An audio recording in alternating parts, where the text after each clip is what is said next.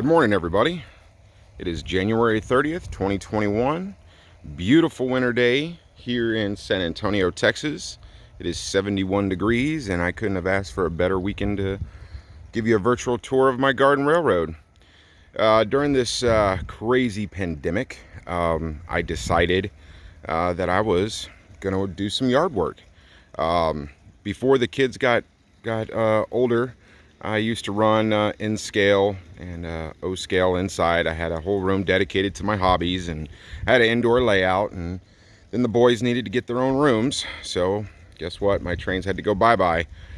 Well, here we are 2 years later, and I had the itch to play with some trains, and I decided to take them outside. So I went with dead rail. It's not very common here in San Antonio. I will explain dead rail on another video, or if you want to look at my other videos and see how I do it, feel free to do that. So basically we started with the pond in January, right before the pandemic hit.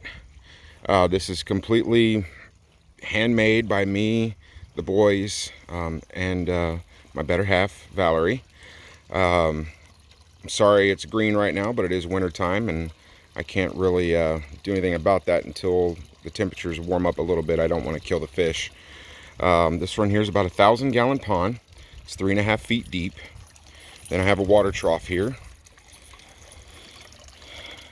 And then I want eventually a train to go all around it and maybe even over it. But for now, I have this. It's a G-scale, small little oval. This is LGB track. The sets I have of G-scale were mine when I was a kid. They're from 1986. I also have some Lionel large scale, which is also G-scale. Those are the dogs doing their thing.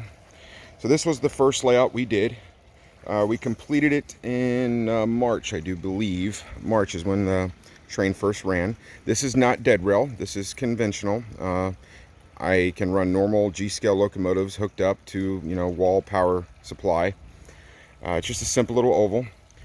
But that wasn't enough for me to cure my fix. So I needed something more. And in my garage and attic and at my mom's house, I had a whole bunch of O-scale track. And I wanted to use it. But no one here in San Antonio does O-gauge outdoors. So I went to the drawing board and I started converting my porch. This is 115 feet-ish, give or take. And I started with tubular track, and it was set up conventional. And that, of course, started to rust in like a day.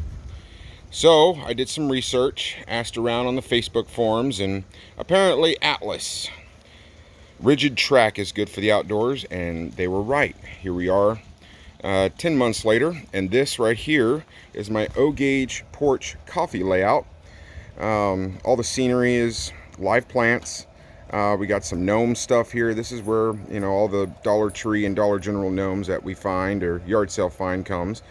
I love this layout. We enjoy our cup of coffee and watch some trains go around. So there is no more tubular track on this layout. It is all converted over to Atlas. I do run my dead rail trains on it. The smallest curve is pretty tight. It's a 27-inch curve, so I can't run any of the bigger locomotives on it. But it's good for, like my ore cars, small passenger cars, and stuff like that. It is still set up. I don't know if you can see the wires. It is still set up for running conventional trains.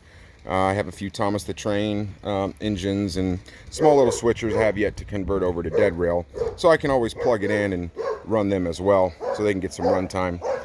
And now the latest project that we've been working on is our big layout.